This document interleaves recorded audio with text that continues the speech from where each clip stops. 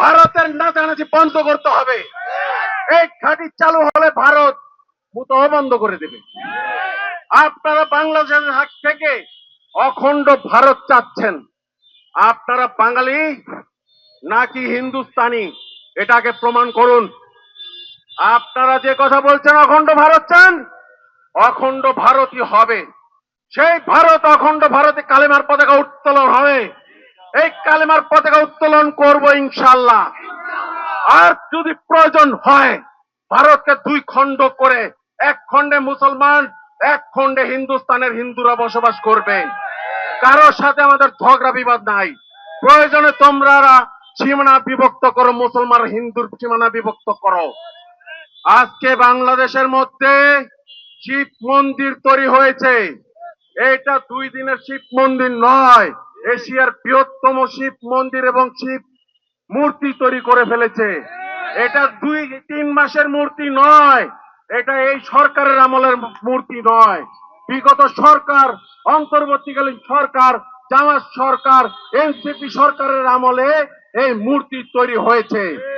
এটা 2 দিনের মূর্তি নয় যে এই সরকারকে আমরা বলবো মূর্তি আপনারা কেন তৈরি করতে দিয়েছেন। বিগত সরকারের আমলে মূর্তি তৈরি হয়েছে, তারা অন্যায় করেছে। এই সরকার যাতে অন্যায় না করে, এই সরকার মূর্তির কাজ স্থগিত করেছেন, আপনাদের ধন্যবাদ। কিন্তু আপনাদের আরো ধন্যবাদ জানাবো, এই মূর্তি অতি সত্বর গুড়িয়ে ফেলে দিতে হবে। বাংলাদেশের মধ্যে কোনো মূর্তি থাকবে না, মুসলমানের রাষ্ট্রে কোনো মূর্তি থাকবে না। মুসলমানের রাষ্ট্রে শুধু মসজিদ উঠবে গর্জে গর্জে প্রতি সেকেন্ডে সেকেন্ডে, পয়েন্টে পয়েন্টে। আর কোন মূর্তি থাকতে পারবে না। যার যার ধর্ম শেষে পালন করুন, আমরা কারো ধর্মে বাধা বিঘ্ন করব না। বাংলাদেশ সরকারকে শেষে একটা কথাই বলতে চাই, আপনারা বাংলাদেশের শান্তি বজায় রাখুন। বাংলাদেশের সাথে যে বর্ডারে আমাদের নিত্যদিন আমাদের ভাই বোনদের গুলি করে হত্যা করে হচ্ছে, এই সীমানা কিভাবে আপনারা ঠিক করবেন করুন। আর ভারতকে সাবধান করে দিলাম, তোমরা ভালো হয়ে যাও। অখণ্ড ভারত হলে মুতার রাস্তাও পাবে না।